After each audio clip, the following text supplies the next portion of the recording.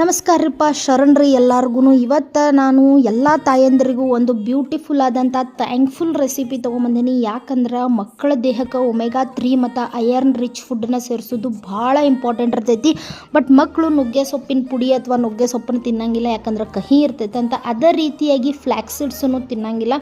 So ಅದಕ್ಕೆ ಏನು ಮಾಡೋದಪ್ಪ ಅಂದ್ರೆ ಭಾಳ ಈಸಿ ಆದಂಥ ಒಂದು ರೆಸಿಪಿ ಒಂದು ಎಕ್ಸಾಂಪಲ್ ವಿಡಿಯೋ ತೊಗೊಂಬಂದೇನು ಅಷ್ಟೇ. ನಾನು ನಿಮಗಿಲ್ಲಿ ಮಕ್ಕಳು ಯಾವ ಫುಡ್ಡನ್ನ ಜಾಸ್ತಿ ಇಷ್ಟಪಟ್ಟು ತಿಂತಾರೋ ಅಥವಾ ಡೈಲಿ ಏನು ಅನ್ನ ಚಪಾತಿ ದೋಸೆ ಇಡ್ಲಿ ಏನು ತಿಂತಾರಲ್ಲ, ಸೊ ಅದ್ರ ಮೇಲೆ ಇದನ್ನು ಒಂದೊಂದು ಟೀ ಸ್ಪೂನ್ ಹಾಕಿ ನೀವು ಕೊಡ್ಬೋದು. ಬಟ್ ಇಡ್ಲಿ ದೋಸೆ ಮೇಲೆಲ್ಲ ಹಾಕಿದಾಗ ಏನಾಗ್ತೈತೆ ಅಂದ್ರೆ ಟೇಸ್ಟನ್ನ ಅವರು ಕಂಡು ಹಿಡಿತಾರೆ.